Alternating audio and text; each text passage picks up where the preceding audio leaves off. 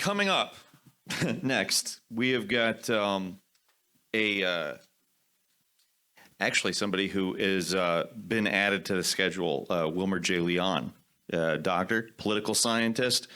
Areas of expertise include Black politics, American government, and public policy. Dr. Leon hosts Inside the Issues on Sirius XM, channel 126. We are really excited to have you here. Let's give a hand. Dr. Wilmer Leon.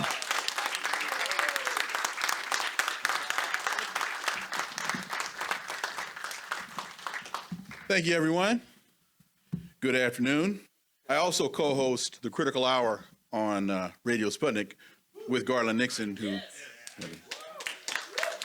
Thank you. You know, and listening to Ryan reminded me of a comment that Donald Trump made during the campaign, which was he loved debt.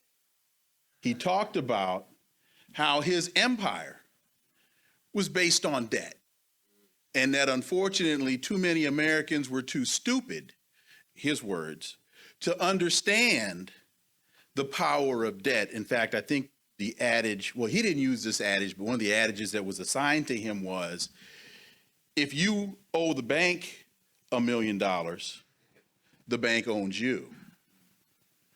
But if you owe the bank $100 million, you own the bank.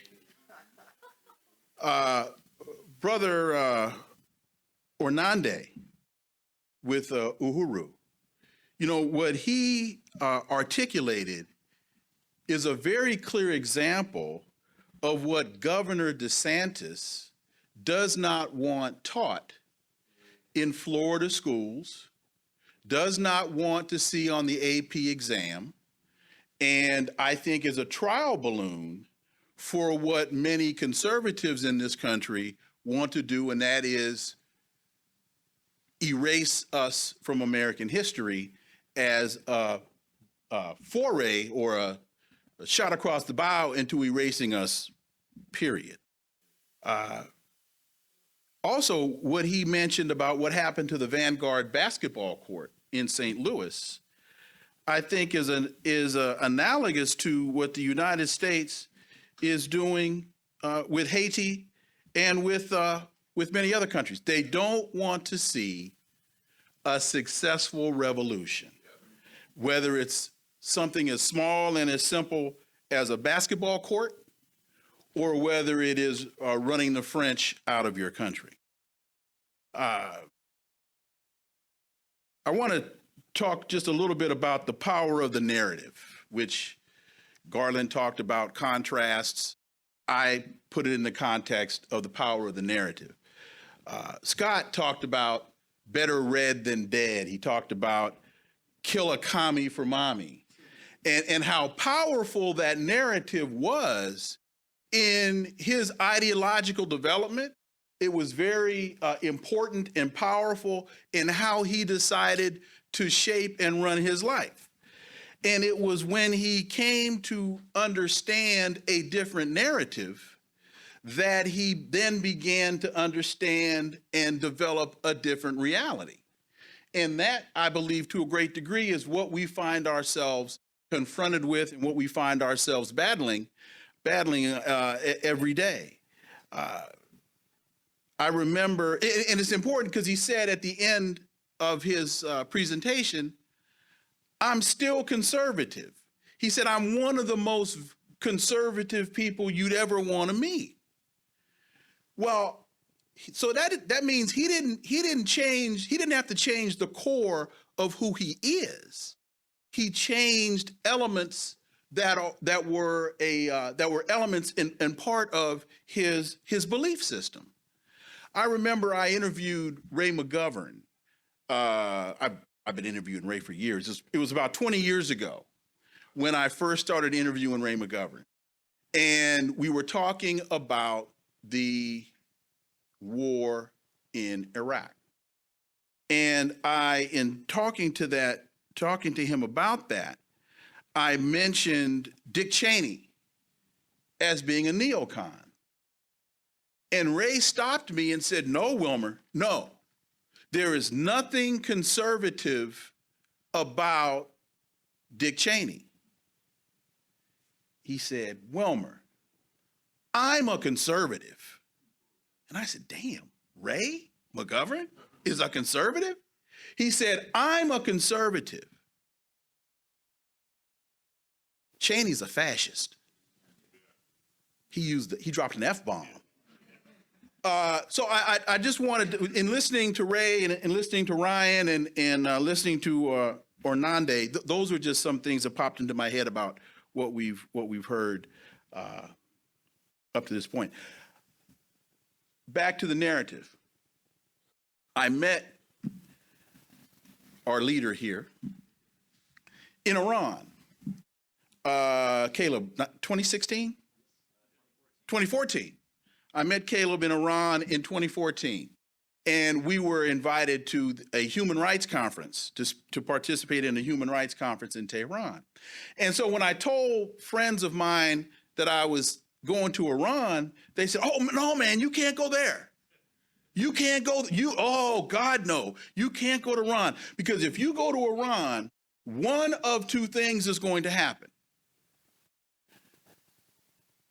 They're going to kidnap you and cut off your head, or they're going to cut off your head and then kidnap you.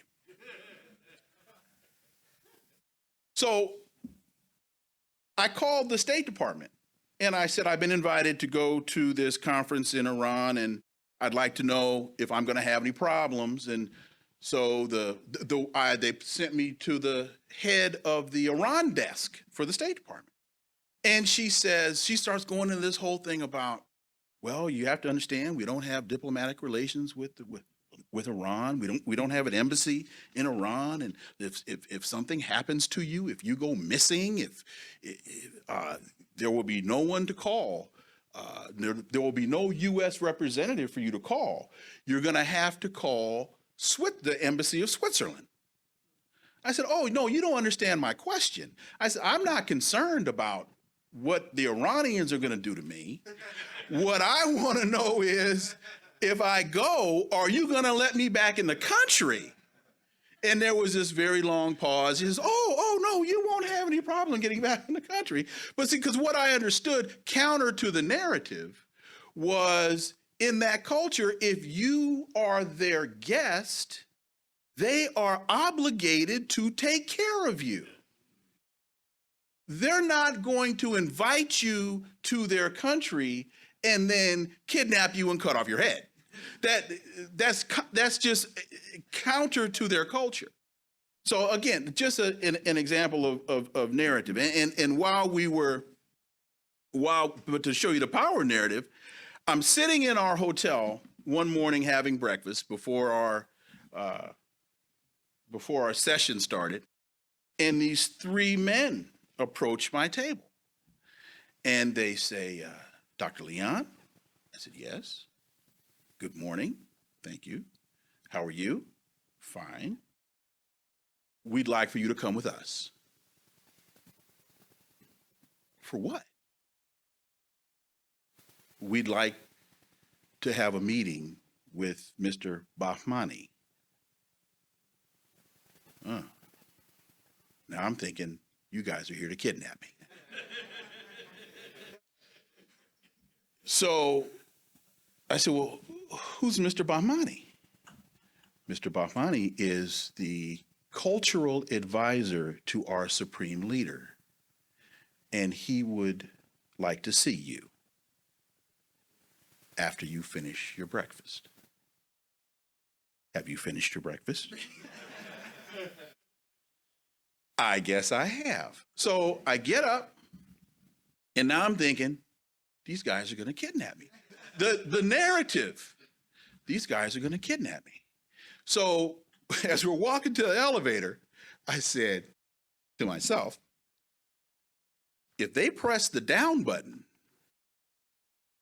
I'm running for the door. Because that means there's a white van in the basement. They're going to put a bag over my head and throw me in this van and take me to who knows where. If they press the up button, then I think I'm going to be okay. I'm standing here, they press the up button. I met with Mr. Bahmani for about 2.5 hours. And the amazing thing was we discussed politics, we discussed Black politics, we discussed American history. And about 2 hours into the conversation, I said, sir, with all due respect, I have to ask you this question, and I only know one way to ask it. And he looked at me and he said, through the translator, he said, you are my brother. You can ask me any question you deem important. I said, please don't be put off, but I only know one way to ask this question. And he said, what is your question? I said, why do you care? Why do you care so much about our history that you're wanting to have this conversation with me to the detail that we have? And he started laughing and he said, you are my brother. You are oppressed by the very same forces that are oppressing us.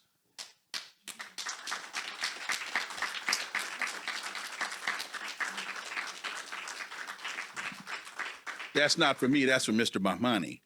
And he said, I'm a Muslim. I'm a Shia Muslim. As such, when we see oppression anywhere in the world, we are obligated to fight that oppressor. If we don't, we become complicit in the oppression. You are my brother, your struggle is our struggle. Counter-narrative. Counter-narrative. Scott Ritter is still a conservative. Ray McGovern is still a conservative. But there is a different narrative. As we talked about on the 29th and the 30th of this month, the Biden administration, they're co-hosting this summit for democracy. And the theme of the summit is progress in the year of action. Now, this so-called summit, in my humble opinion, is eerily reminiscent on the failed summit of some of the Americas that took place in Los Angeles. Was that a year or 2 years ago? If you remember, the president of Mexico, he decided to boycott that summit, and that rendered the work of the administration basically, it made the thing damn near irrelevant. Because with AMLO not showing up, then you also had the presidents of El Salvador, Honduras, Guatemala. Their absence was incredibly notable. And as with the failed summit of some of the Americas, with this summit for democracy, I think this is analogous to a party. And you can judge the success or the failure of a party by either who's there, but in many instances, you can judge the success or failure of a party by who's not there. And so when we look at this summit for America, you've got Costa Rica, the Netherlands, the Republic of Korea, and the Republic of Zambia. They're the ones that are scheduled to attend this summit they're also, I think, considered to be co-hosts. I have nothing against Zambia. I ain't got nothing against Costa Rica, the Netherlands. But if that's your hit parade, you don't have a hit. Now, Biden, when you go to the State Department website and you read the narrative of this thing, Biden has said, We're currently at the inflection point when it comes to the future of democracy, both within the US and around the world. The defining question of this age, the defining question of this age is whether democracies will continue to deliver for their people in a rapidly changing world. That's Joe Biden. Now, Mr. President, and I know he's watching, Mr. President, that's a very, very, very profound question.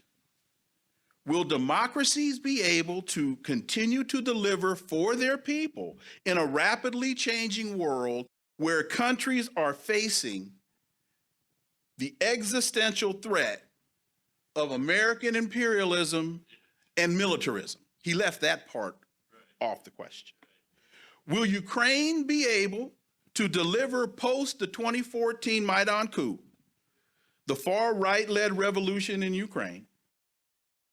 Then President, the democratically elected President Yanukovych, he found himself between a rock and a hard place as he was trying to balance Ukraine's divided politics between a pro-Europe friendly West and a center and a more pro-Russian East. Well, the U.S. sent Victoria Nuland over there with her box of cookies, and the United States overthrew the democratically elected Yanukovych government. Now we are where we are. As Anibal Garzón wrote on April 11th, 2021, to everyone's surprise, an unknown politician, Pedro Castillo, won the first round of the Peruvian presidential election, 18.2% of the vote. He eventually won the general election, and on December 7th, 2022, shortly thereafter, the Peruvian Congress impeached him, arrested him. Deputies accused him of attempting a coup and creating a state of emergency. The U.S. fingerprints were all over that coup that removed him from power.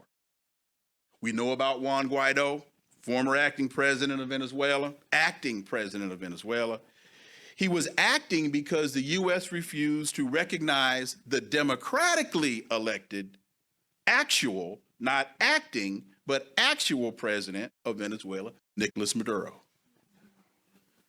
We're talking about, Garland talked about contradictions. I'm just pointing out some contradictions. These are just a few examples of what Gil Scott-Heron called in Watergate Blues, an endless list that won't be missed when at last America is purged. It's important to look at who has been invited or summoned to appear as clowns in this latest three-ring circus. But as I said, it's also important to look at who's missing. Mexico's not there. I think they're a democracy. Haiti used to be a democracy. Brazil, Venezuela, etc. None of them are coming to this summit. Yes, Mr. President, the defining question of this age is whether democracies will continue to deliver for their people. The answer is yes, if the U.S. gets out of the way and allows them to.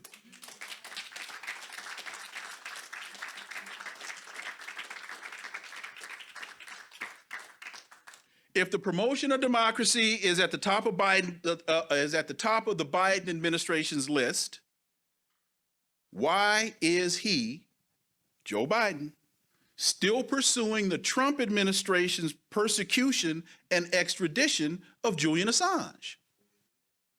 If promotion of democracy is still truly at the top of the Biden agenda, why is diplomat Alex Saab still in a prison in Florida? I just talked about Ukraine and the global South. U.S.-backed military coups were also a regular occurrence in Africa in the decades after independence, and there is still growing concern that they are once again starting to become more frequent. There were 2 U.S.-backed coups in Burkina Faso in 2022, as well as failed coup attempts in Guinea-Bissau. The Gambia and the island nation of Sao Tome and Principe. In 2021, there were 6 coup attempts on the continent. 4 of them were successful. A senior African national official has expressed concern about the resurgence of unconstitutional changes of government. Is there a statistically significant correlation between the rise in power of AFRICOM and the number of coups on the continent of Africa? I think the answer to that question would be yes. Mr. President, you are correct. The defining question of the age is whether democracies will continue to deliver for their people, again, if the United States gets out of the way. As we look at the meeting between President Xi and President Putin this past week, we find ourselves in the midst of a shift away from a unipolar to a multipolar system. As we look at the deal brokered between China and Iran and the Saudis, as we look at the flurry of change that is resulting from that deal, there is truly a new world order. Remember that phrase from the 1990s? It was widely used on the political scene as it had been coined by then President George H.W. Bush. Well, America, be careful what you wish for, be careful what you pray for. The new world order is on the horizon. It's not the shining city on the hill. It's called multipolarity. And we will get there if the ignorance and the arrogance and the racism and the myopic view in the politics of the world by the likes of Biden and Blinken and Samantha Power and Victoria Nuland et al. Don't blow the world up before we do. Thank you.